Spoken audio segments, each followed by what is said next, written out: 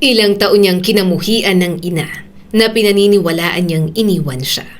Ngayon bilang isang matagumpay na doktor, akala ni Hades ay tuluyan na niyang isinara ang nakaraan. Hanggang sa isang araw, isang ginang ang isinugod sa ospital. At sa medical chart nito, nakita niyang pangalang hindi niya kailanman inaasahang makikita muli. Magda Ceredon, ang inang nang iwan sa kanya. At ngayon, siya mismo ang doktor na maaaring magligtas sa buhay nito.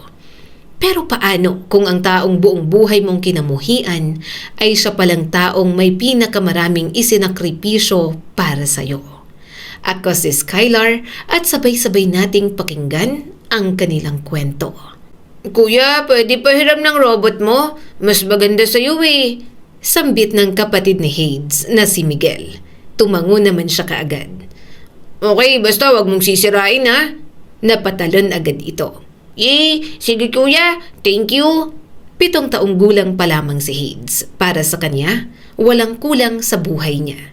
Mayroon siyang ama na si Zeus, isang engineer na nagtatrabaho sa isang kilalang company at madalas umuwi na pagod, ngunit hindi nakakalimutang yakapin silang magkapatid.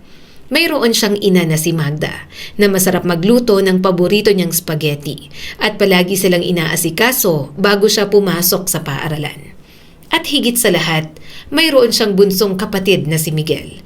5 taong gulang lamang ang kapatid niya. Ngunit para kay Hades, parang hindi niya kayang isipin ang buhay na wala ang bata niyang kapatid. Hades! Napalingon siya mula sa sahig ng sala nang marinig ang tawag ng kanyang ina. Mommy? Nakangiting sambit ni Hades.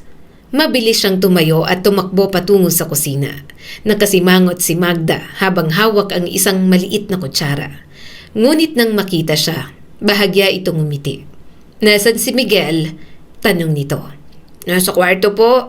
Mabilis na sagot ni Hades. Naglalaro po ng robot. Humiram po siya sa akin.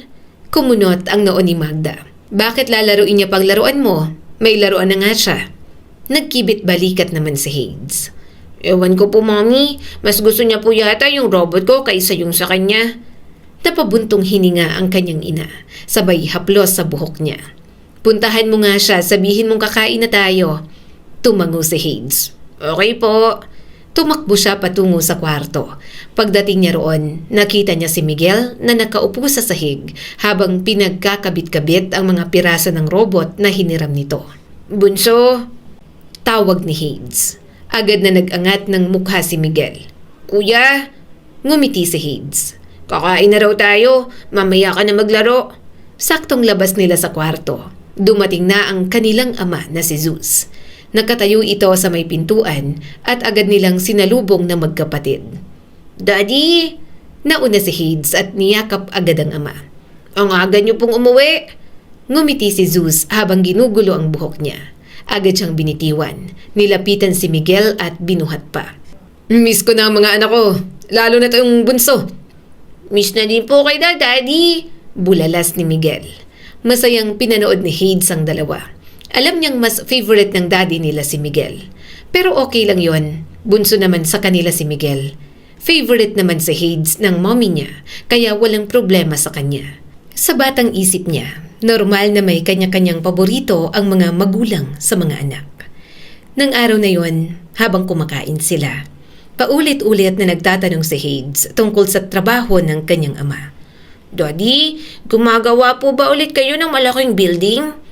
Tumango naman si Zeus. Oo. Mas malaki sa school? Mas malaki sa bahay natin? Tanong naman ni Miguel. Tumawa ang kanilang ama.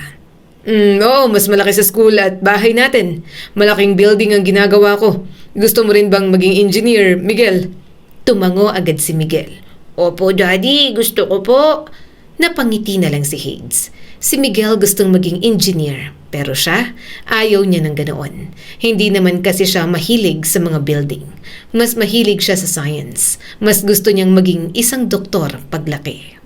Anak, ubusin mo na ang gulay dyan sa plato mo. Sabi ni Magda nang mapansing nakatitig lang siya kina Zeus at Miguel na tanging nag-uusap na lamang. Napangiwi si Hades. Mommy naman. Tumawa ang kanyang mommy. Alam mo naman na healthy sa katawan ng pagkain ng gulay. Bakit ayaw mo pa rin? Kainin mo pa rin yan. Walang dessert kung hindi mauubos. Walang nagawa si Hades kundi kainin ang gulay. Kumakain naman siya ng gulay. Masarap naman pero alam niya kasi na may masarap pa doon. Kinagabihan, nagising si Hades dahil nauhaw siya.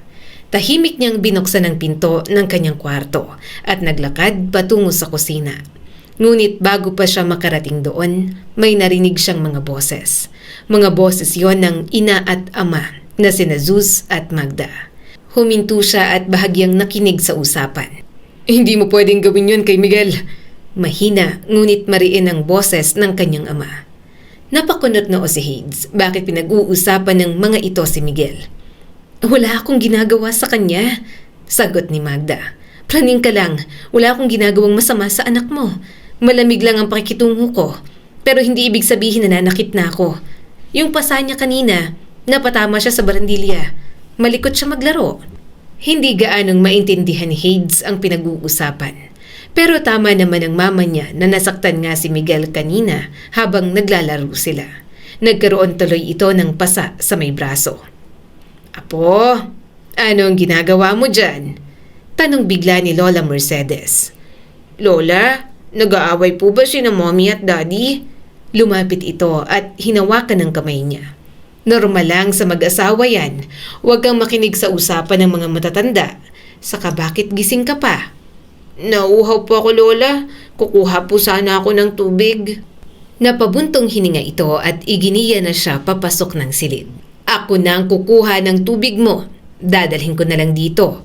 Pumasok ka na. Tumangon na lang si Hades at pumasok sa kanyang silid. Pero nang makaupo na sa kama, hindi niya maiwasang isipin ang pinag-aawayan ng kanyang mga magulang. Dahil bata pa, hindi yun maabot ng isipan ni Hades. Subalit ang gusto niya lang, huwag nang mag-away ang mga ito dahil mabigat yon sa pakiramdam para sa kanya. Sa kabilang banda, ilang araw na ang pagtatampo ni Magda sa kanyang asawa na si Zeus. Naiinis siya na pinagbibintangan siya nito na may gawa sa pasang natamo ni Miguel. Oo na at malamig siya sa bata, pero hindi naman siya nananakit. Ano, hindi ka ba makikipag-ayos sa akin? Tanong ni Zeus. Hindi pinansin ni Magda ang asawa. Umupo si Zeus sa gilid ng kama. Magda, alam kong gising ka pa. Gusto kitang makausap. Hindi pwedeng ganito. Ikaw daw nagsimula ng away. Pinaparatangan mo ako sa mga bagay na hindi naman ako ang may gawa. Kung tungkol kay Miguel na naman, ayoko na, Zeus. Napabuntong hininga ang kanyang asawa. Hindi pwedeng lagi mo akong tatanggihan kapag siyang pinag-uusapan natin. Napapikit si Magda. Yun na naman. Sa loob ng 5 taon, paulit-ulit na lang ang parehong usapan. Si Miguel, ang trato niya rito, pagiging malamig niya at ang hinihingi ni Zeus na maging ina siya sa isang batang hindi niya naman piniling magkaroon. Hindi ko naman siya sinasaktan, mahinang sabi ni Magda. Zeus, ano pa bang gusto mo sa akin? Gusto kong tratuhin mo si Miguel na parang anak mo. Napatawa siya ng mapait. Parang anak ko? Paano? Paano ko gagawin yon? Umupo siya sa kama at humarap sa kanyang asawa. Sabihin mo sa akin, Zeus, paano ko mamahalin ang anak ng babaeng naging kabit mo? Na kung hindi namatay yun sa sakit, iiwan mo ko, hindi ba? Iiwanan mo ko kasi mas mahal mo yon. Paano ko titingnan ng batang bunga ng pagtataksil mo sa akin? Baka nakakalimutan mo kung paano nahuli kita noon sa kama na may ginagawa kasama ang kabit mo. Natahimik si Zeus. Nakita ni Magda ang pagbabago sa mukha nito. Ito pa ang may ganang magtimpi ng galit, gayong ito na nga ang may kasalanan sa kanya. Ilang taon niyang kinimkim ang sakit. Ngayong gabi, pagod na siyang lunukin yon. Hindi niya kasalanan ang ginawa ko. Sambit pa ni Zeus. Alam ko naman yun eh. Pero hindi ako bato. Napigil niya ang sarili niyang sigaw at agad na ibinaba ang boses. Ayaw niyang marinig sila ng mga bata. Hindi ko kayang makita siya at walang maaalala. Kapag nakikita ko ang mukha niya, naaalala ko kung paano mo ako niloko. Pagpapatuloy niya. Naaalala ko kung paano mo pinili ang ibang babae. Habang ako ang nasa bahay, naghihintay sa'yo, nag-aalaga kay Hades at naniniwalang nagtatrabaho ka lang ng mahabang oras. Hindi mo ba alam kung gaano kasakit yon? At ngayon gusto mong yakapin kong batang palaging nagpapaalala sa akin ng lahat. Kung paanong sarap na sarap ka sa babaeng yon habang nasa kama kayong dalawa. Alam naman ni Magda sa sarili na kasalanan niya rin. Nahuli niya na ng ilang beses si Zeus na magloko sa isang babae. Pero hindi pa rin siya nadala. Nanatili siya noon dahil mahal na mahal niya si Zeus. Siya ang asawa at siya ang mas may karapatan. Isa pa, sobrang bata pa noon ni Hades.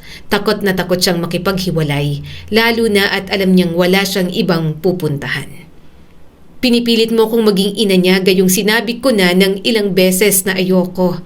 Kapag tumatawag ng mami sa akin ng batang yon, nandidiri ako at wala akong ibang maisip kundi ang nanay niya na kabit mo. Saad ni Magda habang naluluha. Nangilid na rin ang mga luha ni Zeus. Alam kong nagkasala ako. Pinagsisisihan ko na yun pero ang tagal-tagal na nun. Patay na rin si Maggie. Ang bata, si Miguel, wala siyang kasalanan. Si Hades, mahal ang kapatid niya pero bakit ikaw? Kailangan niya lang naman ng ina. May nanay siya at ang kabit mo yon. Si Hades wala naman siyang alam. Ang alam niya galing din sa akin si Miguel kasi yun ang gusto mo. Gusto mong palabasin na masaya at buong pamilya tayo kahit ang totoo. Matagal ka nang naging walang hiya at taksil sa pagsasama nating dalawa. Mariing sabi ni Magda.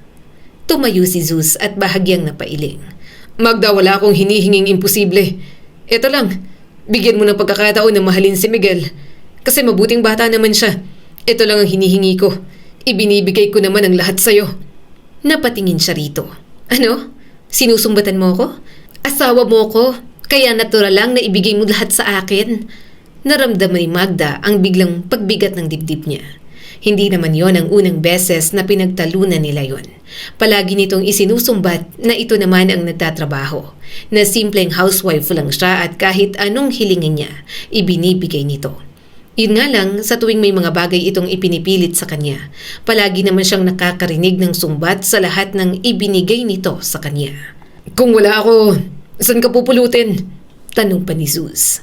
Kaya nga hindi mo ako maiwanan, di ba? Alam mo wala kang pupuntahan. Wala kang pera. Kaya kahit alam mong nagtaksil ako dati, hindi mo ako maiwan-iwan. Nag-init ang mga pisngi ni Magda. Sunod-sunod na tumulo ang kanyang mga luha. Nandun na naman sila sa pagtatalong yon. May mga pagkakataong mabuting asawa at talagang provider si Zeus. Gayunpaman, may mga pagkakataon din talaga na ginagamit nito lahat ng yon para makapanumbat sa kanya. Magda, ako ang nagtatrabaho para sa pamilya natin. Pagpapatuloy pa ni Zeus. Kung wala ako, mahihirapan ka sa buhay mo. Hindi na ako nagbababae kailanman.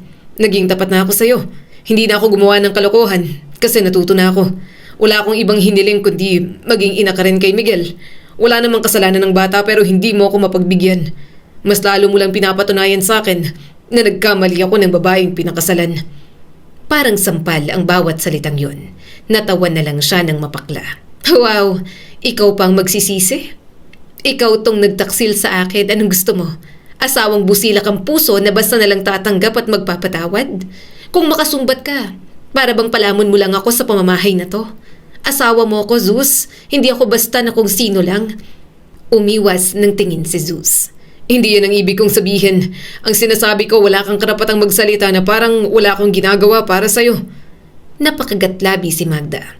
May bumagsak na namang mga luha sa kanyang mga mata. Subalit mabilis niya yung pinunasan. Pagod na palagi na lang siyang umiiyak sa harap ng kanyang asawa na parang walang pakialam sa nararamdaman niya.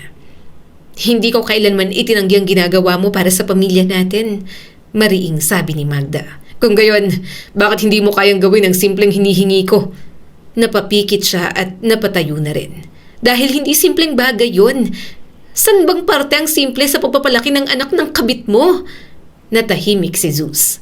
Napatingin naman siya sa pintuan. Sana ay tulog ang mga bata. Sana ay walang nakarinig. Sana hindi nakita ni Hades kung gaano kasira ang mga magulang nito sa likod ng isang tahanang pinaniniwalaan ng mga bata na masaya. Muling humarap sa kanya si Zeus. Alam mo bang hinahanap ni Miguel ang pagmamahal mo? Kasi wala naman siyang alam tungkol kay Maggie. Ang alam niya, ikaw ang nanay niya. Kaya ikaw ang mahal niya. Kaya dapat bigyan mo naman ng pagkakataon ng bata. Natawa si Magda at ginulo ang buhok. Hirap na siya sa hinihingi sa kanya ni Zeus. Ilang taon na siyang nagtitiis para kay Hades. Gusto niyang ibalik ang dati nilang pagsasama, ang dati niyang pagmamahal, pero hindi niya na kinakaya ang ugali ng asawa. Nagkatitigan sila. Sa sandaling yon, nakaramdam si Magda ng kung gaano na sila kalayo sa dating mag-asawang kayang mag-usap ng walang takot na mauuwi sa away. Mahal niya pa rin si Zeus. Kung hindi niya ito mahal, sana mas madali siyang umalis. Sana kaya niyang bitawan ang lahat. Ngunit kahit matapos ang pagtataksil, may bahagi pa rin ng puso niya na ayaw sumuko. Hindi ko hinihingi na kalimutan mo ang nangyari. Mas mahinang sabi ni Zeus. Pero wag mong iparamdam kay Miguel na kasalanan niyang ipinanganak siya. Napayuko si Magda. Hindi ko naman sinasadyang gawin yon. Sa ilang taon na to, sa tingin mo ba talaga ay hindi ko sinubukan? Kung gayon, subukan mo ulit. Please, ito na lang ang hihilingin ko. Kailangan mong baguhin ang trato mo sa kanya. Lumalaki si Miguel at nararamdaman niya talaga na mailap ka sa kanya. Tumango siya ng marahan at naluha na lang. Nang yakapin siya ng asawa, alam niyang wala naman siyang magagawa. Ngunit sa loob-loob niya, hindi niya alam kung kakayanin niya pa o unti-unti na lang talaga siyang nauubos.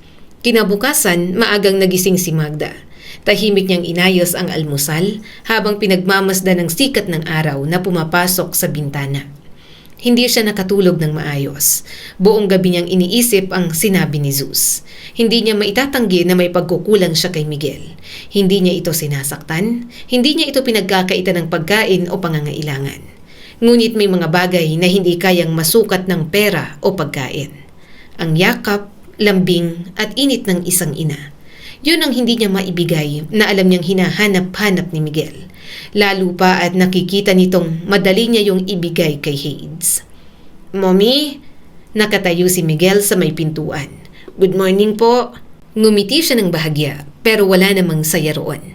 Umupo ka na, kakain na tayo. Nasaan ang kuya mo? Umupo ang bata at tumingin sa kanya. Pababa na po si kuya. Ilang segundo silang tahimik. Maya-maya'y lumapit si Miguel sa kanya. Hinawakan nito ang dulo ng kanyang damit. Mommy, galit po ba kayo sa akin? Muling sumakit ang dibdib niya. Hindi naman. Pwede ko po ba kayong yakapin? Natigilan si Magda. Hindi niya alam kung bakit ang simpleng tanong na yon ay tila mas mahirap sagutin kaysa anumang tanong na ibinabato sa kanya ni Zeus kagabi. Dahan-dahan siyang yumuko. Sige, lumapit si Miguel at niyakap siya. Sa una, nanatiling matigas ang kanyang katawan. Ngunit nang maramdaman niyang mahigpit na kumapit ang bata sa kanya, unti-unting lumuwag ang kanyang mga balikat. Hindi niya gustong tanggihan ito. Hindi niya gustong maging dahilan ng lungkot ni Miguel, kaya hinaplos niya na lang ang buhok ng bata. I love you, Mommy. Pareho po kayo ni Daddy. Malambing na sambit ni Miguel. Napapikit si Magda. Sa unang pagkakataon, naisip niyang baka hindi niya kailangang kalimutan ang sakit para matutunang maging mabuti kay Miguel. Nang gabing yon, nagulat si Magda nang maramdaman niya na may kamay na yumakap sa kanya mula sa likuran. Pagod ka? Bulong ni Zeus. Kaunti, hinalikan nito ang likod ng kanyang tenga. Okay na tayo? Galit ka pa rin? Napabuntong hininga siya. Hindi ko alam. Medyo humalakhak ng mahina si Zeus. Ang hirap mong suyuin. Napangiti siya kahit ayaw niya. Palagi namang ikaw ang dahilan ng away natin. Nananahimik na nga ako. Alam ko, I'm sorry. Ang hirap hindi makipagtalo sa'yo, Magda. Pero sinisikap ko pa rin na maayos tayong dalawa. Napapikit na lang si Magda. Timang siguro siya. Hindi na talaga siguro siya nadala. Parang handa niyang kalimutan lahat ng masasakit na salita ni Zeus dahil sa pagmamahal niya rito. Yun ang katotohanang hindi niya kayang takasan. Maaari siyang masaktan, magalit at kamuhian ang alaala ng pagtataksil. Ngunit sa kabila ng lahat, nananatili pa rin si Magda. Kinabukasan, muling nagising si Magda bilang asawa ni Zeus at ina ni Hades. At sa bahay na yon, patuloy niyang susubukang maging mabuting ina kay Miguel. Kahit bawat pagtatangka ay nangangahulugang kailangan niyang harapin ang sugat na matagal na niyang tinatakasan. Sa kabilang banda, mainit ang araw. Tama lang para sa bakasyon nila. Mula sa maliit nilang rest house, tanaw ni Hades ang malawak na dagat na tila walang katapusan. "Bunso, habulin mo ako!" Natatawang sabi ni Hades. Tumakbo si Hades sa mababaw na bahagi ng tubig habang tumatawa. Tumalsik ang tubig sa kanyang mga binti nang mabilis siyang lumayo. "Kuya, teka!" Humahabol si Miguel sa likuran niya. Halos matisod sa basang buhangin dahil sa pagmamadali. "Hindi ako titigil!" Natatawang sambit ni Hades. "Manduraya ka? Mas mabilis ka? Mas mahaba ang mga binti mo?" Napalingon si Hades habang tumatakbo. "Dahil kuya mo ako, ikaw ang taya. Ikaw ang humabol sa akin, Miguel." Napatingin siya kay Magda na nakaupo sa ilalim ng malaking payong. Kumaway siya, kaya kumaway din ito. "Mommy!" Tumawa pa si Hades habang hinihingal. "Kita mo kami?" Tumayo si Magda at ngumiti. "Oo, wag kayong masyadong lumayo. Dito lang kayo sa mababaw." Tumango si Hades. "Opo." Binalikan niya si Miguel. "Narinig mo? Dito lang tayo." Hinawakan ni Hades ang kamay ng kanyang kapatid. "Laro tayo ng talon. Kapag may alon, tatalon tayo." Maya-maya, napansin ni Hades na may bahagyang lumalakas ang mga alon. Hindi naman niya yon gaanong pinansin. Sanay siyang nakikita ang tubig na umaangat at bumababa. Madalas naman kasi silang magdagat sa buong pamilya. Paborito nila kapag pumupunta sa beach. "Bunso, tingnan mo!" Itinaas niya ang kamay. "Malaking alon!" Isang alon ang dumating. Tumalbog yon sa kanilang mga binti at halos mapaupo na sila. Tumawa si Hades, gayon din ang kanyang kapatid. Ngunit bago pa siya makapaghanda sa sunod, isa pang alon ang biglang dumating. Mas malakas, mas mataas, at mabilis na hindi na sila nakabuelo na magkapatid. "Kuya!" Tawag sa kanya ni Miguel. Pero parang hinihila ang kanyang mga paa. Napabitaw ang kamay niya sa kapatid. "Miguel!" Sa isang iglap lang, basang-basa na silang magkapatid. Pareho na silang nasa tubig at tinatangay papalayo. Napapikit siya habang pilit na umahahon. "Miguel! Bunso!" Narinig niya ang takot na sigaw ni Miguel. "Kuya!" Inunat niya ang kamay. "Miguel, halika na! Mommy!" Hindi niya maabot ang bunso niyang kapatid. Sinubukan niyang sipain ng tubig, ngunit tila mas lalo siyang lumulubog at nadadala palayo. Naramdaman niyang napupuno ng tubig ang kanyang bibig. Napasigaw siya. "Mommy!" Sa dalampasigan, agad na napalingon si Magda. Nanlaki ang mga mata nito. "Hades! Miguel!" Natanaw niyang tumatakbo si Magda. Lumangoy ito patungo sa kanila habang patuloy ang hampas ng alon. "Mama!" Nalulubog si Hades sa lakas ng alon. Nakita niya si Miguel na natataranta. Pilit niya itong inaabot pero sobrang lakas ng alon. "Mommy, si Miguel! Mommy!" Takot na takot niyang sigaw pagkaahon. "Anak!" Siya ang unang inabot ni Magda. Nang mahawakan siya nito sa braso, mahigpit siyang hinila palapit sa katawan. "Hawak ka sa akin!" Hindi na napigilan ni Hades ang pag-iyak. "Mommy! Miguel!" Malakas na sigaw ni Magda. Napalingon ito sa paligid. Nakita nila si Miguel na ilang metro ang layo. "Bunso!" Tawag ni Hades. Mabilis na lumangoy si Magda papunta sa mababaw. "Langoy papuntang Pampang! Bilisan mo!" "Mommy! Babalikan ko si Miguel!" Sigaw ni Magda at muling lumangoy. Ngunit bago pa ito makalapit, isang malaking alon ang humampas sa kanila. Nawala si Miguel sa kanilang paningin. "Miguel!" Malakas na sigaw ni Hades habang umiiyak. Pero pinipilit pa rin makapunta sa Pampang. Napatingin si Magda sa paligid. "Miguel! Miguel, nasaan ka?" "Anong nangyayari?" Malakas na sigaw ni Zeus at mabilis na tumakbo papuntang dagat. Kinuha naman si Hades ng Lola Mercedes niya.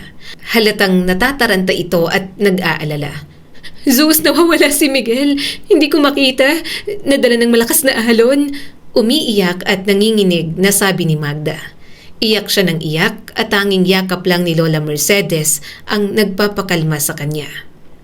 Tinanaw niya ang mga magulang na naghahanap kay Miguel, pero kahit anong langoy ng mga ito, hindi na makita si Miguel. Hanggang sa nagtawag na si Lola Mercedes ng tutulong sa paghahanap.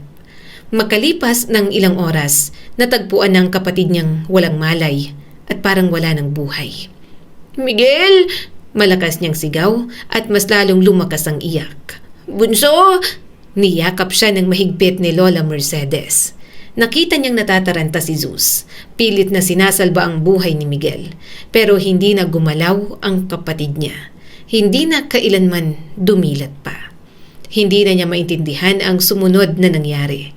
Basta ang mommy at daddy niya tulala na lamang. Hindi niya alam kung saan dinala ang kapatid niya. Si Lola Mercedes lang ang bukod tanging hindi umalis sa kanyang tabi. Apo, kumain ka muna. Nagluto ako ng lugaw. Alam kong nanghihina ka rin. Saad ng kanyang lola. May kakaiba ka bang nararamdaman? May masakit ba sa'yo? Bukas dadalhin kita sa ospital para makasigurado. Baka may nainom ka rin na tubig. Umiling agad si Hades. Wala pong masakit sa akin, Lola. Nasaan po si Miguel? Agad na pinunasan ng matanda ang mga luha. Nasa malayo na. Basta mamaya, makikita mo siya. Yumakap na lang siya sa kanyang lola habang umiiyak.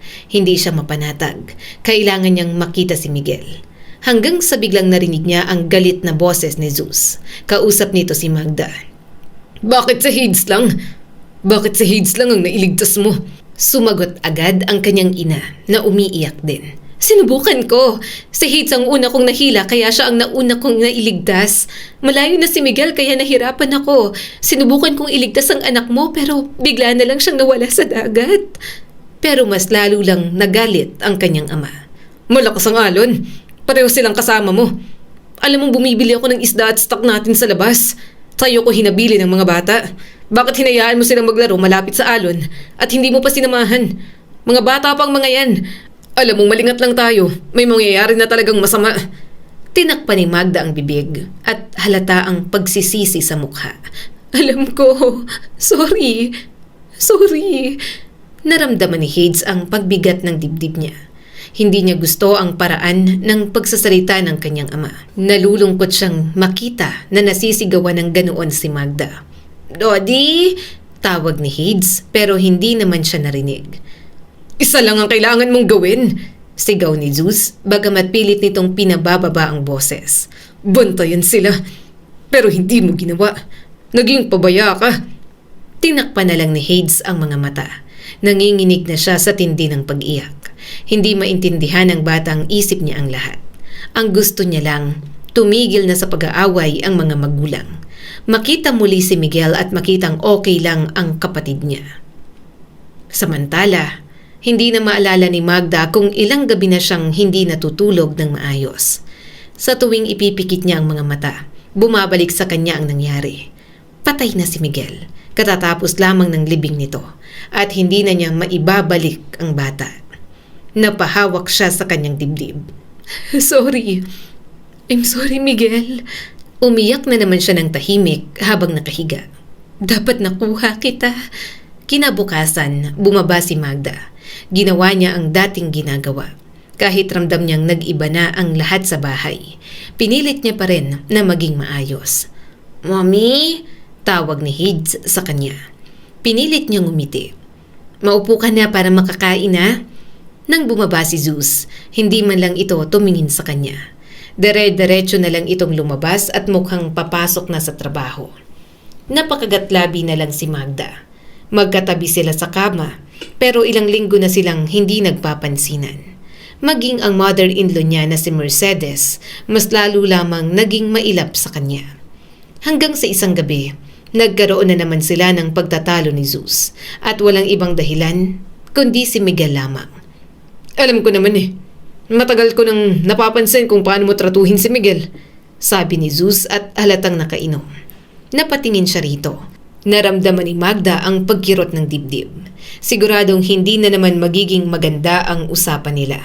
Mabuti na lang at tulog na si Hades. Mapaklang tumawa si Zeus. 5 taon siyang nasa bahay natin. Pero hindi mo kailanman hinayaan na mapalapit sa'yo. Hindi mo siya niyakap gaya ng pagyakap mo kay Hades. Ramdam na ramdam ni Miguel na hindi siya mahal. Tapos namatay lang siya ng ganun lang. Pinahid ni Magda ang luha sa kanyang pisngi. Paulit-ulit ka na lang, Zeus. Hindi ko kayang tingnan si Miguel nang hindi ko naaalala ang pagtataksil mo. Hindi ko kayang yakapin siya at isipin na wala akong nararamdaman. Sinubukan ko, Zeus. Sa bawat araw, sinubukan ko. Sinubukan mo? Talaga bang sinubukan mo? Bakit hinayaan mong malunod ang anak ko? Singhal sa kanya ng asawa. Sobra na nga siyang nilulubog ng konsensya. Mas lalo pang dinidiin ni Zeus. Ano? Ako ang sinisisi mo sa pagkamatay niya? Akala mo sinadya kong hindi iligtas ang bata? Hindi ko siya tanggap pero hindi ako aabot sa puntong ganyan. Tumulo ang luha sa namumulang mga mata ni Zeus. May pagkakataon na tinatawag kanyang mommy at hindi mo man lang siya nilingon. Napapikit si Magda. Naalala niya yon. Naalala niya ang maliit na boses ni Miguel na tinatawag siyang mommy. May pagkakataon ding si Hades lang ang pinagluto mo ng paborito niyang pagkain. Pagpapatuloy ni Zeus at halatang wasak na wasak ang kalooban. May pagkakataon ding ayaw mong sumama sa kanya kapag siyang nagyayaya. Lagi mong sinasabi na pagod ka. Hindi nakasagot si Magda. Masakit marinig ang mga salitang yon kasi alam niyang totoo. Hindi ko siya kinamuhian, bulong niya. Pero hindi mo rin minahal, Magda. Hindi. Kinagabihan, muling nanaginip si Magda. Nasa dalampasigan siya at tahimik ang dagat.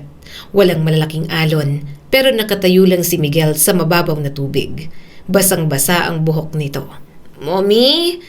Nanginginig na lumapit si Magda. Miguel? Ngumiti ang bata sa kanya. Bakit hindi mo po ako hinawakan? Napatakbo siya rito. Hinawakan kita, pero hindi mo po ako naabutan. Mami, hindi mo naman ako mahal. Galit ka sa akin.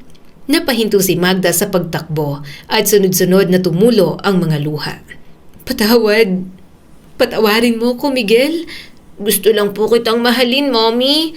Napahawak siya sa kanyang bibig. Miguel, pwede ko po ba kayong tawaging Mommy? Pwede. Pwede mo akong tawaging Mommy. Tumango agad si Magda at muling tumakbo. Pero parang kahit anong takbo niya, hindi niya talaga maabutan ng bata. Ngumiti si Miguel. Mommy, thank you. Bye, Mommy. I love you. Bigla na lang tumalikod si Miguel at naglakad papunta sa dagat. Napasigaw si Magda kahit anong tawag niya, hindi lumilingon ang bata at patuloy sa paglayo sa kanya. Sa pagkakataong yon, bigla na lang nagising si Magda. Humihingal siya at basang-basa ang kanyang mukha sa luha. Agad siyang bumangon at hinawakan ng dibdib. Sorry, Miguel. Sorry. Sa bawat gabi, ganun ang nangyayari. At sa bawat pagising niya, lalo niyang nararamdaman ang bigat ng konsensya. Marahil tama si Zeus. Marahil hindi sapat na sabihin niyang aksidente yon. Dahil bilang ina na naroon, dapat ay nagawa niya ang lahat. At ang pinakamasakit na katotohanan, nagawa niya ang lahat para kay Hades. Ngunit hindi niya naisalba si Miguel. Ilang araw ang lumipas. Isang hapon, nakita ni Magda si Hades na nakaupo mag-isa sa hagdan. Tahimik itong nakatingin sa maliit na laruan na dating pag-aari ni Miguel. Dahan-dahan siyang lumapit sa anak. Hades, okay ka lang ba? Umiling ang bata. Miss ko na po si Bunso. Napapikit si Magda at nangilid na naman ang mga luha.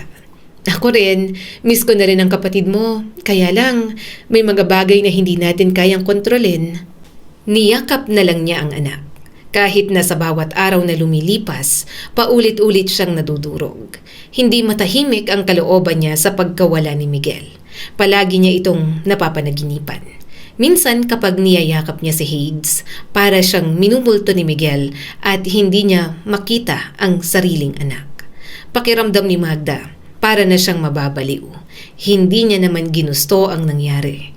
Pero dahil marami siyang bagay na pinagdamot kay Miguel, parang may bahagi na rin na kasalanan niya nga ang nangyari. Huwag ka nang lumapit kay Hades. Hindi ko alam kung kaya kitang pagkatiwalaan kay Hades. Saad ni Zeus isang gabi habang nagtatalo sila. Nag-away na naman silang dalawa. Dinala kasi nito ang anak niya sa kapatid nito kasama si Mercedes. Mukhang may balak na si Zeus na ilayo sa kanya si Hades. Wala siyang kaalam-alam na may binabalak itong ilayo sa kanya ang sariling anak. May bago itong project at mukhang may plano ng manirahan sa ibang lugar.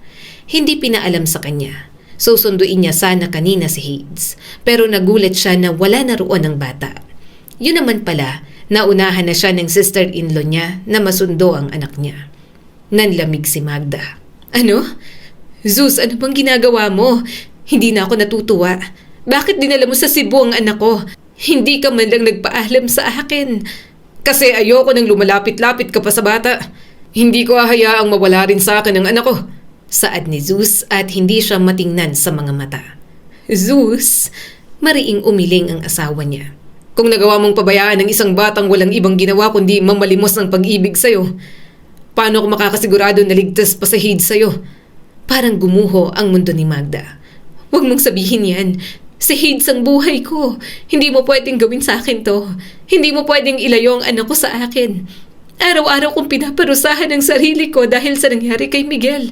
Sa bawat pagtulog ko, nakikita ko siya. Sa bawat pagising ko, hinihiling kong sana ako na lang ang nawala. Huwag mo kong sabihan na wala akong pakialam sa kanya dahil hindi mo alam kung gaano ako kinakain ng konsensya ko.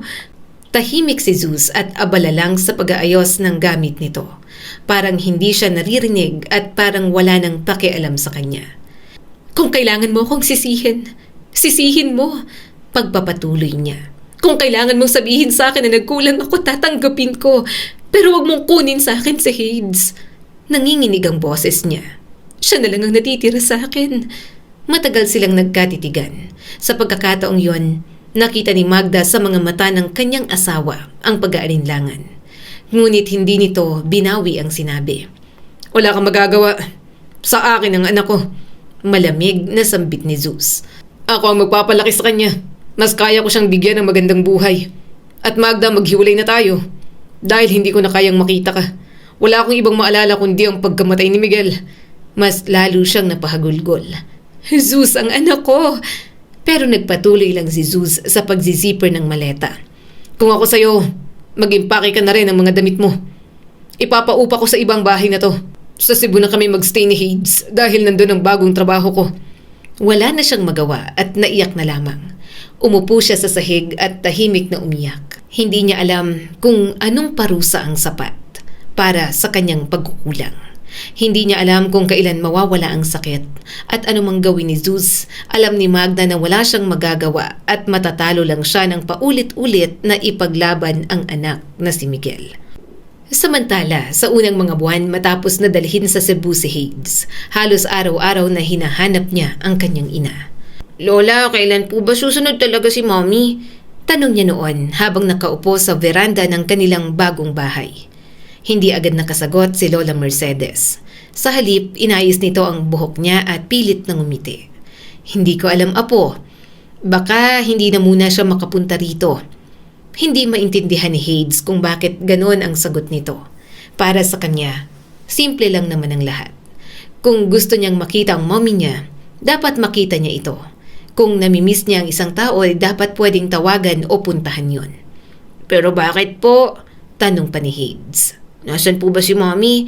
Naiwan po ba siya sa Manila? Pasunurin niyo na po siya rito, Lola. Napabuntong hininga ang kanyang lola. Hindi ka naman talaga mahal ng mami mo, apo. Napakunot noo si Hades. Hindi niya nagustuhan ang narinig niya. Kasi alam niya at ramdam niya na mahal siya ni Magda. Favorite nga siya nitong anak. Pero mahal ako ni Mommy, Lola. Giit pa ni Hades. Pero bakit wala pa siya dito ngayon, apo, kung mahal ka talaga niya? Alam mo, huwag mo nang isipin ang mommy mo. Nandito naman ako. Ang mga pinsan mo, si daddy mo at ang mga tito at tita mo. Hayaan mo ng mommy mo kung ayaw niyang sumunod dito sa Cebu. Napayuko si Hades. Hindi niya alam kung bakit biglang sumakit ang dibdib niya. Pero nalulungkot talaga siya na wala doon si Magda. Isang gabi, habang kumakain sila, bigla siyang nagtanong tungkol kay Magda. Daddy, bakit hindi pa po sumusunod si Mommy? Kahit tumawag lang po, wala rin po. Huminto si Zeus sa pagkain. May mga problema ang mommy mo. Umawang ang bibig ni Hades at saglit na nag-isip. Galit po ba siya sa akin? Galit po ba siya sa atin? Dapat nandito po si Mommy. Napabuntong hininga si Zeus. Anak, huwag mo na lang isipin ang mommy mo. Baka nakalimutan na rin tayo nun. Nanlaki ang mga mata ni Hades. Hindi niya talaga maintindihan. Bakit naman siya kakalimutan ng mommy niya? Ngunit kahit anong isip niya, hindi pa rin niya talaga maunawaan dahil sa pagiging bata. Hindi na po ba niya ako mahal, Daddy? Tanong ni Hades. Nagkibit balikat si Zeus. Siguro. Napayuko si Hades sa kanyang plato. Bigla niyang naalala ang mukha ng kanyang ina. Malungkot ito nang huli niyang makita. Pero nagawa pa nitong ipaghanda siya ng almusal at baon.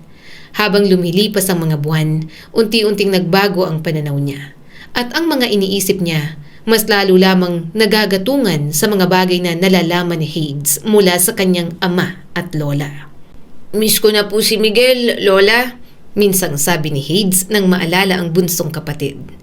Napangiti ng kaunti ang matanda. Alam mo bang mahal na mahal ka niya? Pero alam mo rin bang madalas siyang malungkot nung nabubuhay pa?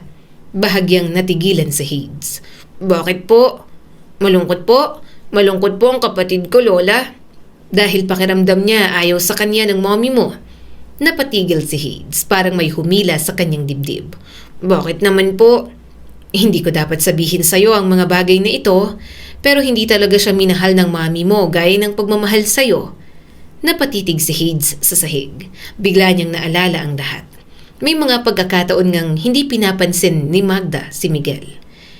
Hindi niya kayo talaga mahal, lalo na si Miguel. Kasi kung mahal niya kayo, babantayan niya kayo ng maayos. Hindi sana kayo mapapahamak na magkapatid. Hindi sana mamamatay ang kapatid mo. Dagdag pa ni Lola Mercedes. Mula noon, mas naging tahimik si Hades kapag pinag-uusapan si Magda.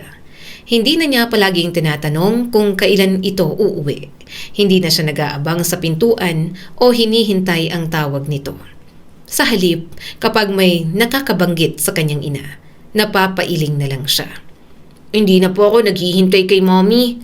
Napatingin agad sa kanya si Zeus at may kuryosidad sa mukha nito. Bakit? Ayaw po niya sa atin, hindi ba?" Yun na lang ang pinaniniwalaan niya hanggang sa 3 taon nang lumipas. 10 taong gulang na si Hades nang makita niyang isang litrato na tuluyang nagbago sa natitirang pagmamahal niya para sa kanyang ina. "Hades, halika rito at may ipapakita ako sa'yo." Tawag ni Lola Mercedes sa kanya. Lumapit naman siya kaagad. "Ano po yun?" Umupo ang kanyang lola sa sofa. Sa cellphone nito, nakita niyang larawan kung nasaan si Magda. May isang lalaki sa tabi nito at mas lalong nanlamig si Hades nang makita ang isang kamay na nakapatong sa malaking tiyan ni Magda. "Si Mommy?" bulong niya. Tumango si Lola Mercedes. "May bago na siyang buhay. Sabi ko naman sa'yo, apo, kinalimutan na niya kayo. Iniwan na kayo ng mommy mo. Hindi niya talaga kayo mahal. Tingnan mo nga at may ibang pamilya na." Hindi makapagsalita si Hades. Tinitigan niya na lang ang litrato. Masaya si Magda at nakikita niya yon sa mga mata nito. "May bagong baby po siya sa lalaking kasama niya. Bagong asawa niya po, Lola. May bago na po siyang pamilya." Tumango agad ang kanyang lola. Parang ganun na nga. Parang may bumagsak sa loob ni Hades. Sa loob ng 3 taon, may isang maliit na bahagi ng puso niya na patuloy na umaasang baka may araw na bumalik ang kanyang ina. Baka may araw na sabihin nito na hindi siya nito nakalimutan. Sabihin nito na mahal pa rin siya. Ngunit sa litratong yon, parang malinaw ang lahat. Masaya si Magda, buntis at may bagong lalaking kinakasama. Naluha na lang siya at mas lalong lumalim ang galit para sa kanyang ina. Sa kabilang banda, hindi alam ni Magda kung paanong makikita niya ulit si Hades. Alam niyang nasa Cebu ang anak, pero hindi niya alam kung saan ito eksaktong pupuntahan. Sa bawat pagkakataong hindi niya nakikita si Hades, pakiramdam niya ay may bahagi ng kanyang pagkatao ang unti-unting nawawala. Isang gabi, hindi na niya nakayanan. Tinawagan niya si Zeus. Matagal bago nito sinagot ang tawag. "Bakit na naman?" Naiiritang tanong ni Zeus. Napapikit si Magda nang marinig ang boses nito. "Zeus, please. Gusto kong makita si Hades. Parang awa mo na. Nanay niya ako. May karapatan ako sa anak ko." "Magda, napag-usapan na natin yan. Sa tingin mo ba talaga kaya mong buhayin si Hades? Sinapo niya ang bibig at pilit na inayos ang boses. "Oo, hindi ko naman siya kukunin. Alam ko ang pinupunto mo. Gusto ko lang siyang makita at makausap. Huwag mong ipagdamot sa akin ang anak ko. Zeus, anak ko rin siya." "Anak mo siya pero hindi ibig sabihin na papayagan kitang guluhin ang buhay niya. Okay na siya rito kahit wala ka. Huwag ka nang manggulo." Saad pa ni Zeus. "Hindi ko naman siya guguluhin." Hindi na niya napigilan ang pagsigaw. "Nanay ako ni Hades. Hindi ka niya kailangan." Napapikit si Magda. Mas sinigawan niya pa ang asawang basta na lang siyang iniwan. Kung alam niyang mangyayari ang lahat ng yon, Sana noon pa lang, umalis na siya at nakipaghiwalay kay Zeus. Napakawalang kwentang asawa naman ito. Napahawak siya sa gilid ng mesa. Zeus, wala na akong pakialam kung nakikipaghiwalay ka sa akin. Pinirmahan ko ang annulment na hinihingi mo. Huwag mo lang ipagkait ang anak ko sa akin. Nangako ka na hindi mo siya ipagdadamot sa akin. Tumupad ka sa usapan. Tumigil kang maghabol. Hindi ka karapat-dapat maging ina ni Hades. Pabaya ka. Nanginginig ang kanyang kamay. Zeus, kahit isang pagkakataon lang. Anak ko si Hades. Baka hinahanap na ako ng anak ko. Hindi ka niya hinahanap, Magda. Kapag hindi ka tumigil, gagamitin ko lahat ng meron ako para mawalan ka ng karapatan kay Hades. May pera ako. May connection ng pamilya ko. May mga abogado ako. Kung kailangan nating umabot sa korte, alam mong hindi mo ako kayang talunin. Napapikit si Magda. Alam niyang totoo yon. Wala siyang malaking ipon. Wala siyang kakayahang kumuha ng mga magagaling na abogado. Nagsasalita pa siya nang maputol ang tawag. Napasigaw na lang si Magda na parang lalabas doon si Zeus. Pagkatapos ay tuluyan siyang napaupo sa sahig. Makalipas ang ilang buwan, nagsimula siyang maghanap ng trabaho. Hindi madali na mamuhay ng mag-isa. Kailangan niyang magsimula ulit kahit durug na siya. Hanggang sa nakakita si Magda ng trabaho sa isang pabrika na gumagawa ng mga delata at processed food. Hindi maganda ang trabaho. Mahaba ang oras at talagang pagod na pagod siya. Madalas sumakit ang katawan niya pag-uwi. Pero tinanggap ni Magda dahil kailangan niya pa rin mabuhay. Magda, kaya mo pa ba? Tanong ng kanyang katrabaho. Oo, bago pa lang kasi. Ilang taon akong hindi nagtrabaho kaya medyo naninibago. Masasanay din ako. Makalipas ang 2 taon, nakilala niya naman si Ramil. Isa ito sa mga supervisor sa pabrika. Hindi ito mayaman. Hindi rin ito kayang ibigay ang marangyang buhay na dati niyang nakasanayan sa piling ni Zeus. Ngunit mabait naman si Ramil kahit paano. Mapaggalinga at higit sa lahat, nagpadama ulit sa kanya na pwede pa rin siyang mahalin. Isang araw, matapos ang shift, inalok siya nito ng payong. Umuulan, sukob ka na sa akin. Napatingin si Magda sa labas. Hindi ko napansin na umuulan pala. Mahinang tumawa si Ramil. Sabay ka na sa akin, wala kang dalang payong, no? Nahihiyaman, sumabay na rin siya rito. Napangiti siya nang hawakan si Ramil sa braso. Lapit pa para hindi ka mabasa, bulong ni Ramil. Napakagat sa labi si Magda at mas lalo pang lumapit. Salamat. Simula noon, nagtuloy-tuloy ang pagiging malapit nila sa isa't isa. Nahuhulog ang loob niya.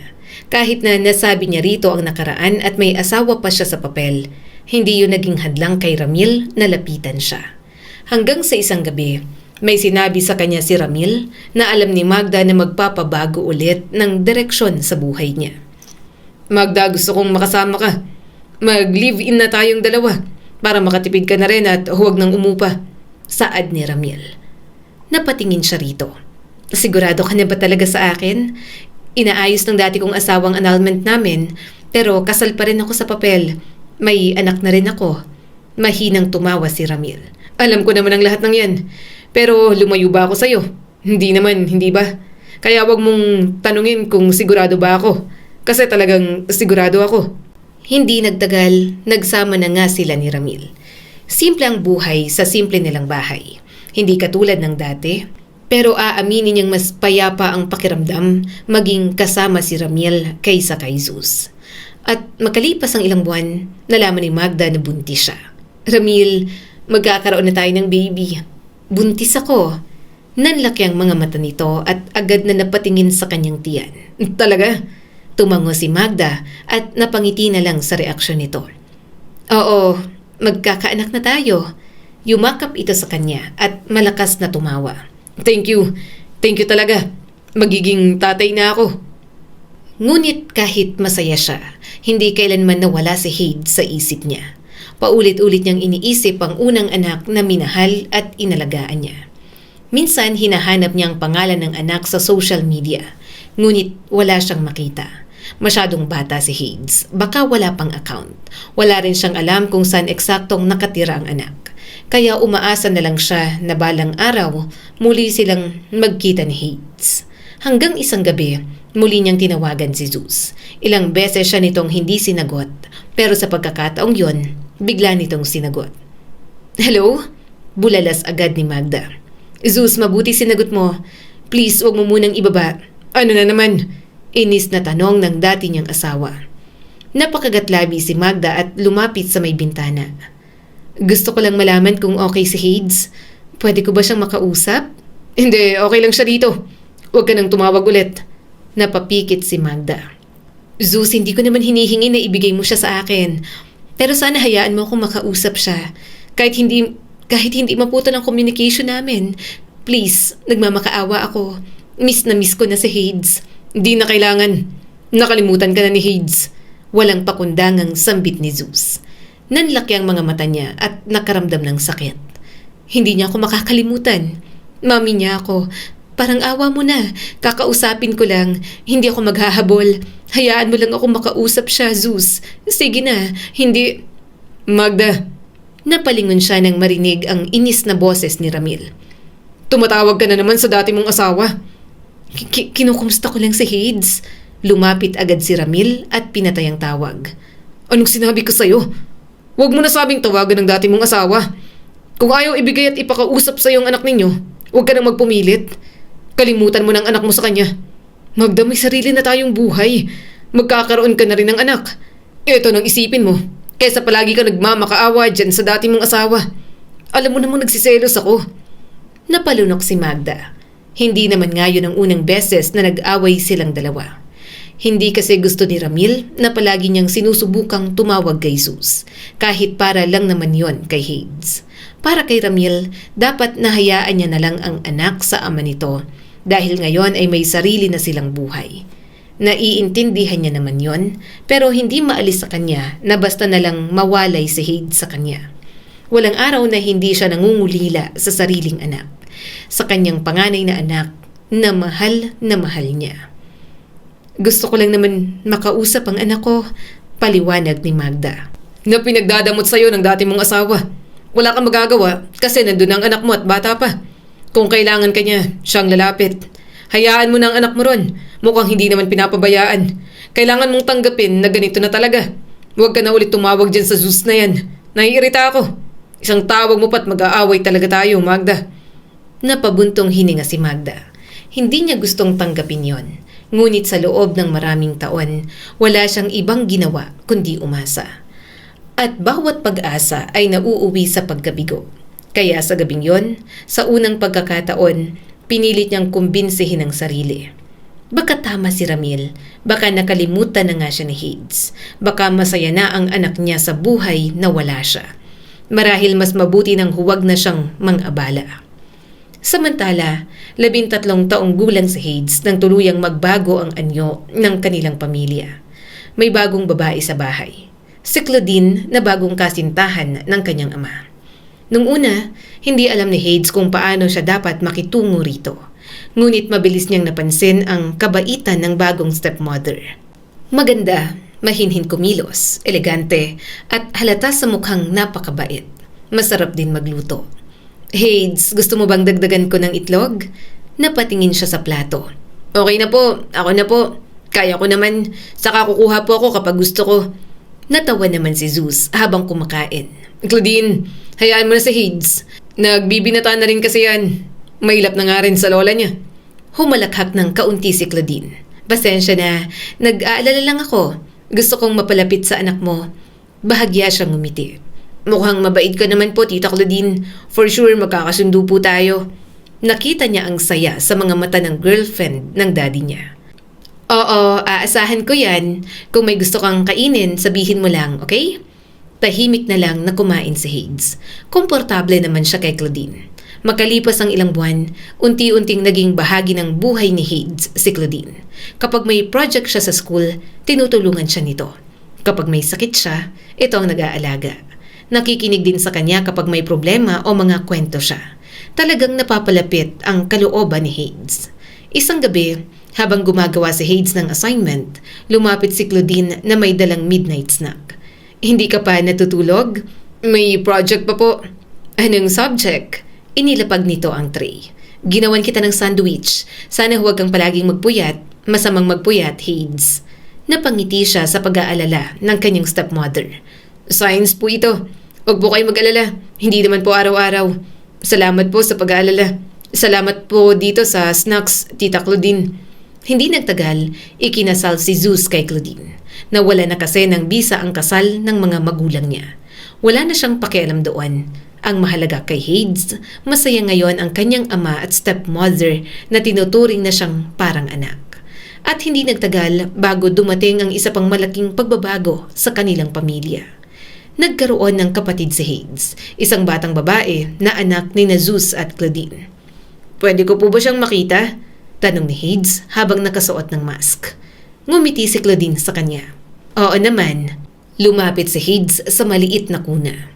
Ang liit ni Zoe. Pwede ko po siyang hawakan, Tita Claudine? Oo, dahan-dahan. Maingat niyang hinawakan ang maliit na kamay ng kapatid at nang kumapit ang sanggol sa kanyang daliri, parang may bagong bahagi ng puso niya ang nabuksan. Bigla niyang naalala ang kapatid na si Miguel. Ay, Zoe, ako ang kuya mo. Bulog niya rito. Hindi niya napigilan ang ngiti. Sa pagkakataong yon, naalala niya si Miguel. Kung nandun lang ang kapatid niya, dalawa na silang kuya ngayon. Lumipas ang mga taon at habang lumalaki si Hades, lalong naging malapit ang relasyon niya kay Claudine. Maging si Zoe na kapatid niya, baby na baby sa kanilang pamilya. Kuya, dapat may gift ka sa akin kasi good girl ako palagi. Nakangiting sambit ni Zoe. Hindi ko na kinukulayan ng pader. Hindi napigilang tumawa ni Hades habang abala sa pag-aaral. Pumunta ka na lang sa kwarto ko para mangulit at sabihin sa akin yan. Zoe, hindi mo talaga dapat kinukulayan ng pader. Kaya ka nga may study table at maraming coloring books. Binili ka ni Tita Claudine ng books, sa pader ka pa rin nag-color. Kaya ka napapagalitan. Numuso ang kapatid niya at mas dumantay pa sa kanyang braso. Basta good girl at behave na ako. Pahinging gift kuya. Hindi mawala-wala ang ngiti sa mga labi ni Hades. Walang kasing kulit si Zoe. Kahit naman nag-aaral siya, hindi siya gaanong naaabala. Mas gusto niya pa nga na nanggugulo ang kapatid niya kaysa tahimik na mag-aral mag-isa sa kanyang silid. Isama mo na lang ako sa date nyo ni Ate Andrea, kuya. Nakita ko sa picture, masaya kayo at maraming rides. Kuya, saan yun? Sama mo ako. Sa amusement park yun. Saka sina Daddy at Tita Claudine ang ayain mo. Huwag kang sumama sa date namin. Magstorbo ka lang. Natatawang sabi ni Hades. Sa edad na 19, abala na si Hades sa kolehiyo. May sariling mundo na siya, mga kaibigan at sariling mga pangarap. At higit sa lahat, mayroon siyang girlfriend na si Andrea. Nursing student din ito. Madalas silang magkasama sa library, cafeteria o simpleng naglalakad sa campus. Isang gabi, habang nag-i-scroll si Hades sa social media, may nakita siyang message. Nanigas ang kanyang daliri sa screen nang makita ang isang pangalan. Magda. Ilang taon na ang lumipas. Hindi niya alam na may gana pang magparamdam ang kanyang ina pagkatapos ng lahat. Iniwan na nga siya nito, kaya hindi niya maintindihan kung para saan ang message. Binuksan niya yon. Hades, anak, kumusta ka? Matagal na kitang gustong makausap. Sana okay ka. Mahal na mahal ka ni mommy. Naramdaman niyang kumirot ang dibdib niya. Sa loob ng ilang segundo, bumalik sa kanya ang lahat. Pero hindi na naman siya bata. Ayaw niya na rin itong makausap. Kaya naisip niyang i-block na lang sa halip na sagutin. Pinatay niyang screen at bumalik sa pag-aaral. Hindi niya kailangang sagutin. Hindi niya naman kailangan si Magda sa pamilyang mayroon siya ngayon. 20 taong gulang si Hades nang tuluyang maging legal ang annulment ni Zeus at Magda. Nang sabihin yon ng kanyang ama, hindi niya napigilang maging masaya para rito. Finally, Dad, mapapakasalan mo na rin si Tita. Ang tagal niyong hinintay ito. Napangiti rin si Zeus. Masaya ka? Opo naman. Wala naman pong dahilan para hindi maging masaya. Parang nanay ko na rin si Tita Claudine. Gusto ko nang maging masaya kayong dalawa. Matagal na niyang tinanggap na wala na si Magda sa buhay nilang mag-ama. Mas matagal na nagpakaina si Claudine sa kanya kaysa kay Magda na nang-iwan sa kanya. Hindi na niya kailangan ng closure. Para sa kanya, sapat na ang alam niya. Iniwan na siya ng kanyang ina. Mas una pa nga itong nagkaroon ng bagong boyfriend kaysa sa kanyang ama. Masaya ako para sa inyo ni Tita Claudine, Dad. Hindi nagtagal, nagpakasal sina Zeus at Claudine. Halatang pinaghandaan ng kasal dahil yun ang matagal na hinintay ng mga ito. Nang makita niyang nakangiti ang kanyang ama habang hawak ang kamay ni Claudine, nakaramdam siya ng saya. Congratulations, Dad! Yumakab si Hades sa ama. Deserve mong maging masaya. Salamat, anak. Napatingin siya kay Claudine. Welcome officially sa pamilya namin. Tumawa si Claudine at niyakap din siya. Salamat sa pagtanggap mo sa akin, anak. Isang taon ang lumipas pagkatapos nun at dumating ang araw na pinakamahirap para kay Hades. Namatay si Lola Mercedes, ang taong naging sandalan niya mula nang mawala si Magda. Lola, Hindi niya napigilang umiyak habang nasa burol nito. Hindi niya kayang isipin ang bahay na wala ng boses nito. Ang paalala at makukulit na tanong. Lola, mamimiss kita. Nangingilid ang luha sa kanyang mga mata. Ang dami ko pang gustong sabihin sa'yo. Umupo si Andrea sa tabi niya at hinawakan ang kanyang kamay. Ganito talagang buhay, Hades. May mga taong mawawala sa atin kasi hindi naman panghabang buhay ang mga buhay natin. Napayuko si Hades. Mahal ko lang talaga si Lola. Kaya ang hirap tanggapin. Siyang nandyan nung iniwan ako ng totoo kong ina. Tahimik na pinisil ni Andrea ang kamay niya. Maya-maya'y mahigpit siyang niyakap ng kanyang girlfriend. Nagluluksama ng puso niya para sa kanyang lola. Pinagpatuloy niya ang buhay. Mas nag-focus siya sa pag-aaral kasama ang girlfriend niya. Hanggang sa dumating ang araw, naganap na silang mga doktor. Ang gwapo mo naman, anak. Bagay na bagay sa'yo ang pagiging doktor.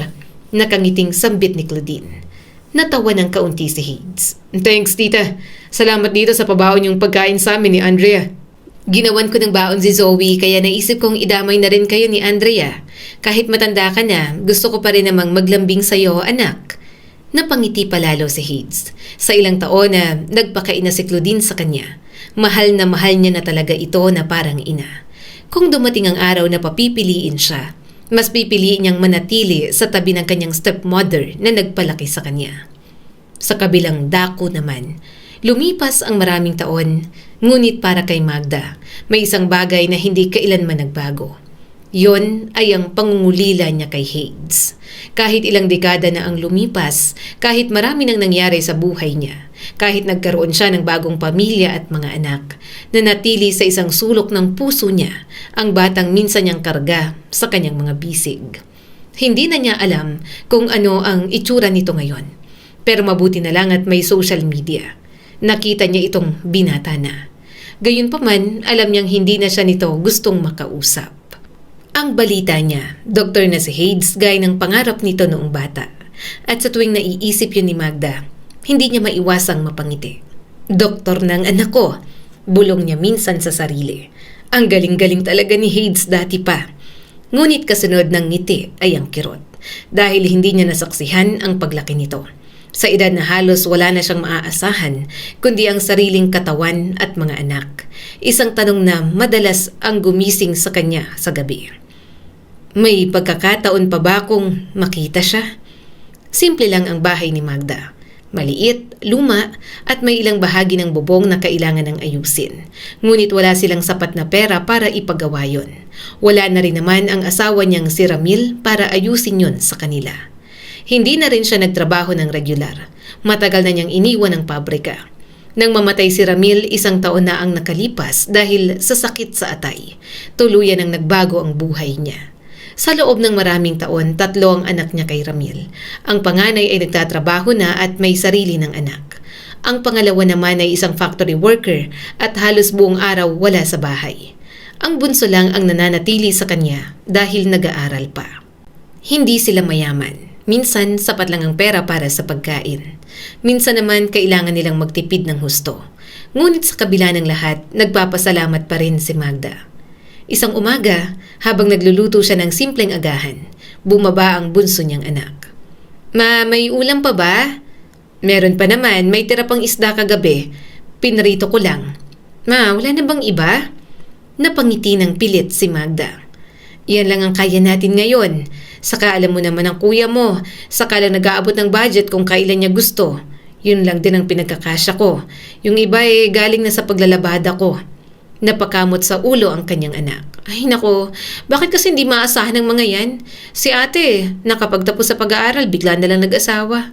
Si kuya naman, saka lang magbibigay ng pera kung kailan trip. Ay nako, hirap ng buhay natin. Sisikapin ko talagang makapagtapos at hindi ako gagaya sa kanila. Napangiti ng kaunti si Magda. Hindi siya nawawala ng pag-asa sa bunso niyang anak. Alam niyang makakapagtapos din ito. Sa magkakapatid, ito talagang pinakamasikap sa lahat at maabilidad sa buhay. Gaya niyan, ang dami mong iniinda, biglang sabi ng bunso niyang anak. Hindi man lang iniintindi na ate at kuya. Agad niyang ibinaling ang tingin sa kalan. Wala yon, wag mo nang alalahanin. May bukol ka nga, di ba? Mama, masakit pa ba? Humigpit ang hawak niya sa sandok. Sinabi ko na, maliit lang. Pero dapat ipatingin. Baka mamaya, ano na yan? Wala tayong pera para sa ganon. Napangiti siya ng kaunti. Naintindihan ko ang mga kapatid mo kung bakit ayaw nilang pansinin itong kalusugan ko. Wala naman silang pera. Paano nila susuportahan ang pagpapagamot kung sakaling sakit nga ito? 'Di ba? Ayaw niyang maging pabigat. Sapat nang umaasa siya sa mga anak niya para sa ibang gastusin. Ayaw niyang dagdagan pa ang problema ng mga ito. Ilang buwan nang may napapansin si Magda sa kanyang katawan. May bukol talaga. Nung una ay hindi niya pinapansin. Akala niya ay simpleng pamamagalang. Ngunit lumalaki yon at paminsan-minsan ay sumasakit na. Sinabi naman ni Magda sa mga anak, pero walang ginawa ang mga ito para sa kanya. Alam niyang hindi naman sa walang malasakit ang mga anak. Wala lang talagang pera. Ang mga ito pa nga minsan ang nanghihiram sa kanya. Lumipas ang mga araw, lumalala ang kanyang panghihina. Isang umagay nahilo siya habang naglilinis sa kusina. Napahawak siya sa mesa. Ma, okay ka lang? Tanong ng kanyang bunso. Namumutla ka. Mama, marahan siyang tumango. Okay lang ako, hindi lang ako nakatulog ng maayos. Sige na, pumasok ka na sa school at baka malate ka pa. Pagkaalis nito, umupo si Magda. Pinikit niya ang mga mata. May masakit na talaga sa kanya, pero pilit niya yung kinikimkim sa kanyang sarili. Pero isang hapon, habang naglalabas si Magda sa likod ng bahay, parang bibigay na talaga siya. Habang kinukusot niya ang isang damit, biglang nanlalabo ang kanyang paningin. Huminto siya at huminga ng malalim. Ano ba ito? Hinawakan niya ang gilid ng palanggana. Parang umiikot ang paligid. Sinubukan niyang tumayo, ngunit nang hina ang kanyang mga tuhod. Pinilit niyang tumayo pero tuluyan na siyang bumagsak. Ma! Sigaw ng bunso niyang anak nang makita siyang nakahandusay sa sahig. Ma! Ma! Mabilis itong tumakbo sa kapitbahay para humingi ng tulong. Ilang minuto lang ang lumipas bago siya naisugod sa ospital. Sa loob ng tricycle, hawak ng kanyang anak ang kamay niya. Gusto niyang magsalita ngunit parang walang lumalabas na salita. Sa gitna ng malabong kamalayan, muli niyang naalala si Hades. Ayaw niyang mamatay na hindi pa nakikitang muli ang kanyang anak na matagal nang nawalay sa kanya. Samantala, mula nang maging doktor si Hades, marami na siyang natutunang hindi mababasa sa mga libro. Natutunan niyang hindi lahat ng pasyente ay may kakayahang magbayad para sa pinakamahusay na gamutan. Nakita niyang may mga pasyenteng naghihintay ng ilang oras, minsan ilang araw, dahil kulang ang kama, kulang ang gamot at kulang ang mga doktor. At higit sa lahat, napagtanto niyang kahit gaano siya kapagod, kailangan niyang maging mahinahon sa harap ng pasyente. Hindi yun palaging madali, lalo na sa pampublikong ospital kung saan siya nagtatrabaho kasama si Andrea. Mainit, maingay at masikip, at halos araw-araw puno ang emergency room at ang mga ward. Doc? Napalingon siya sa isang nurse na mabilis na lumapit. Yes, may bagong admission po sa ward. Ikaw po ang naka-assign. Napabuntong hininga siya. Ilang pasyente na bang nasa listahan ko? Parang bawat 5 minuto may nadadagdag. Nasaan ang chart? Eto po. Inabot sa kanyang folder. Sa initial findings, may abdominal mass. Binuksan niya ang chart. Hindi niya inaasahang isang pangalan ang makakapagpatigil sa kanyang mga paa. Magdalena Ceredon. Hindi siya makapaniwala. Nandun ang pangalan ng kanyang ina. Ang babaeng hindi niya inakalang makikita niya pa. Doc, okay ka lang po ba? Tanong ng nurse. Hindi siya agad sumagot. Ilang segundo niyang tinitigan ng chart. Okay lang ako. Ibinaba niya ang tingin sa papel. May tumor sa tiyan ang kanyang ina. Kailangan ng karagdagang pagsusuri at espesyalistang tututok sa case nito. Nang pumasok si Hades sa ward, pilit niyang pinanatiling profesional ang sarili. Hindi siya pumasok bilang anak. Doktor siya at yon ang paninindigan niya. Ngunit nang makita niya ang babaeng nakahiga sa kama, Tila may bahagi ng kanyang katawan ang kusang nanigas. Mas matanda na ito, payat, maputla, at halatang nanghihina. Hindi na ito ang mukha ng babaeng nakikita niya sa mga lumang alaala niya. Ngunit nakilala niya ito at tila ganun din si Magda. Unti-unting bumukas ang mga mata nito. Nagtama ang kanilang mga paningin at doon nanlaki ang mga mata ni Magda. Hades? Napatigil siya. Hindi niya inasahang maririnig muli ang pangalan niya sa boses na yon. Anak? Napansin niyang panginginig sa kamay ni Magda. Diyos ko anak, anak ikaw ba yan? Mabilis itong umiyak. Hades, hindi ba ako nananaginip? Anak, ikaw nga. Hindi gumalaw si Hades. Hinawakan ni Magda ang kanyang kamay. Agad niya namang binawi yon. Doktor ako dito. May abdominal tumor ka. Napatigil si Magda. Anak? Nanginginig ang kanyang boses. Ngunit pinilit niyang panatilihing malamig. Kailangan mong sumailalim sa karagdagang tests at evaluation ng specialists. Pero ipapasa ko ang kaso mo sa ibang doktor. Parang hindi agad na unawaan ni Magda ang sinabi niya. Ano? Hindi ako nga hawak ng case mo. Hindi ko gustong maging pasyente ka. Hindi pwedeng ako ang doktor mo. Ayaw din kitang makita. Bumagsak ang mga luha ni Magda. Hades, anak. Pakinggan mo muna ako. Mag-usap naman tayo. Please. Miss na kita, anak ko. Wala tayong kailangan pag-usapan. Ang tagal kitang hinintay. Hindi kita iniwan. Napakunat ang noo niya. Talaga? Kung gano'n, nasan ka? Nanginginig ang labi ni Magda. Hindi ko kayang puntahan ka. Sinubukan ko pero hindi ko alam ang gagawin ko. Nagmakaawa ako sa daddy mo. Sinungaling. Huwag mo ngang baliktarin. May bago kang pamilya. Nauna ka nagkaroon ng bagong pamilya. Iniwan mo kami. Agad na umiling si Magda. Hindi ganun. Hindi ko ginusto yon.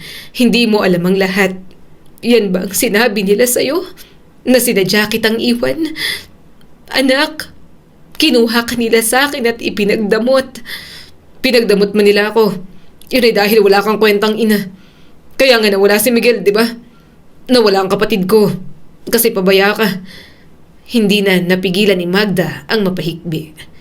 Kumunot ang noon ng anak ni Magda at tumingin sa kanya. Sumusobra ka na. Nanay mo pa rin si Mama. Hindi mo alam ang mga pinagdaanan niya. Minahal ko si Miguel sa paraan na kaya ko. Hindi ko siya pinabayaan. Hindi ko kayo pinabayaan. Hindi ako naging mabuting ina sa kanya. Alam ko yun. Pag-amin ni Magda habang tumutulo ang mga luha. Alam kong naging malamig ako sa kanya. Pero ayaw ko naman talaga sa kanya noon. Hindi ko siya anak. Si Miguel, anak lang siya ni Zeus sa ibang babae. Sa naging kabit niya noon. Bata ka pa, kaya wala kang alam. Anak siya ni Zeus sa pagtataksil sa akin. Pinilit ako ni Zeus na palakihin si Miguel na parang anak ko. Pero hirap na hirap ako. Paalala ang kapatid mo sa pagtataksil sa akin ng ama mo. Hindi ko siya sinaktan. Hindi ko siya pinabayaan sa pagkain, sa damit, sa pangangailangan.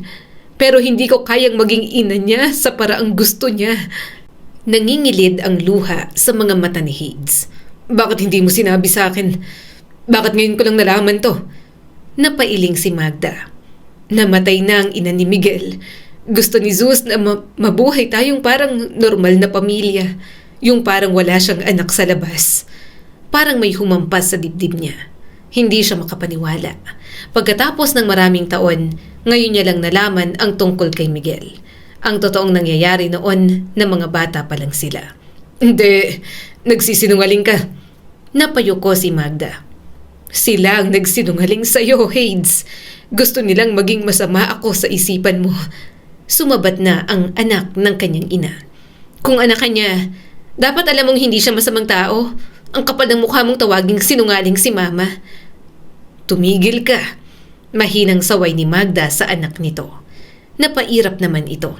Ma, hindi mo kailangan ipagtanggol ang taong sinasaktan ka. Ilang taon kanyang hindi nakita. Tapos ngayon kung makapagsalita siya sa'yo, parang ikaw ang may kasalanan ng lahat. Napatigil si Hades. Hindi na niya alam kung ano ang dapat pang sabihin. Kaya lumabas na lang siya ng ward habang nangingilid ang kanyang mga luha. Hindi niya kayang manatili roon. Hindi, matapos ang lahat ng narinig niya. Half-brother lang pala si Miguel at higit sa lahat, napuot lang siya sa maling tao. "Hades!" Narinig niya ang boses ni Andrea sa dulo ng hallway. Huminto siya. Pagkakita sa kanyang mukha, agad itong lumapit. "Anong nangyari, babe? Bakit ka naiiyak?" Tumingin siya kay Andrea at sa wakas, bumigay ang lahat ng pinipigilan niya. "Nakita ko ang totoo kong ina at may mga sinabi siya sa akin. Hindi ko alam kung sino ang dapat kong paniwalaan." Niyakap siya ni Andrea at sa balikat nito, tuluyan ang humagulgol si Hades. Hindi siya nakatulog nang nagkaroon ng pagkakataon na makapagpahinga matapos ang duty. Paulit-ulit na bumabalik sa kanyang isip ang bawat salitang sinabi ni Magda. "Hindi ko maintindihan," mahina niyang sabi. Umupo si Andrea sa tabi niya at hinaplos ang kanyang buhok. "Take your time, babe. Alam kong nabigla ka. Paano ko hindi iisipin? Binigay ko kay mommy ang buong sisi." Napapikit siya at mas lalong yumakap sa kanyang fiancé. "Akala ko iniwan niya ako. Akala ko ayaw niya na sa akin." Nagsimulang mangilid ang kanyang mga luha. Samantalang baka buong buhay niyang hinihintay na makita ako. Hinawakan ni Andrea ang kanyang kamay. "Baka kailangan mong marinig mismo kay Tito Zeus ang buong katotohanan. Kumprontahin mo rin siya. Sakto, papunta raw sila rito sa Manila, di ba? Kailangan mo siyang kausapin." Kinabukasan, dumating si Zeus sa Maynila. Kinuha niya na nga ang pagkakataon para makapag-usap sila. "Dad," napalingon si Zeus. Anak." Hindi niya napigilan ang sarili. "Bakit mo ako pinagsinungalingan? Bakit mo sinabi sa akin na iniwan ako ni mommy?" Napanganga ang kanyang ama. Mula sa kabilang bahagi ng bahay, lumabas si Claudine kasama si Zoe. Parehong nagtataka ang mga ito sa naging sigaw niya. "Hades!" Tawag ni Claudine. "Bakit mo sinisigawan ng daddy mo?" Hindi niya napigilang tumawa ng mapait. "Dahil nagsinungaling siya sa akin, Tita Claudine. Dad, sabihin mong nagsinungaling ka sa akin tungkol kay mommy. Tungkol kay Miguel at tungkol sa pagkakaroon mo ng kabit noon. All this time, pinalabas niyo ang kontrabida at masamang ina si mommy. Yun naman pala, pinahirapan niyo lang siya at pinagtulungan." Napayuko si Zeus. Pagkatapos ay marahan itong tumango. "Oo, nagsinungaling ako." Napaatras siya. Napatawa siya habang umiiyak. "Maraming taon akong naniwala na iniwan ako ng sarili kong ina." "Hades!" Lumakas ang boses niya. "Kinamuhian ko siya. Akala ko hindi niya ako mahal. Akala ko pinili niyang ibang pamilya kaysa sa akin, kaysa sa atin. Pero hindi pala ganun. Ilang taon siyang nagtiis sa'yo. Pinilit tanggapin si Miguel kahit hirap na hirap siya. Tapos nilayo niyo pa ako sa kanya. Pinalabas niyong masama ang mommy ko. Anong klase kayo? Dinala mo ako sa Cebu. Hindi mo ko hinayaang makita siya. Sinabi mong wala siyang pakialam. Naniwala ako. Naniwala ako sa inyong dalawa ni Lola. Kawawa naman ang mommy ko. Pinagtulungan yung lahat." Napapikit si Zeus. "I'm sorry. Nagalit ako na pinabayaan niya si Miguel ng ganun. Hindi ko matanggap. Pakiramdam ko sinadya niyang mamatay ang kapatid mo kasi ayaw niya kay Miguel." Napahawak si Hades sa kanyang buhok. "Aksidente ang nangyari dati. Niligtas kami ni mommy. Pinilit niya pero ako lang ang una niyang nahila. Kung maghahanap kayo ng masisisi, ako na lang. Ako. Kasi ako nag-aya sa kapatid ko na maglaro kami malapit sa dagat. At ginawa mong kontrabida ang sarili kong ina para hindi ko makita ng kung ano talagang ginawa mo. Niloko mo siya pero pinagtiisan ka pa rin niya." Namumula na ang mga mata ng kanyang ama. Hades, patawad." Tumulo ang luha sa pisngi niya. "Hindi sapat ang sorry para sa mga taon na nawala sa amin. At mag-sorry ka rin sa kanya. Kasi sa lahat ng tao, siya ang dapat hingan mo ng tawad. Napakasama mong asawa sa kanya dati, Papa. Nagsisisi ako na hindi ko agad nakita yon." Hindi na sumagot si Zeus, kaya tumalikod na lang siya. Tinatawag pa siya ng kanyang stepmother at kapatid pero wala na siyang pakialam. Bumalik siya agad sa ospital. Hindi siya dumiretso sa opisina o nagpalit ng damit. Agad siyang pumunta sa ward.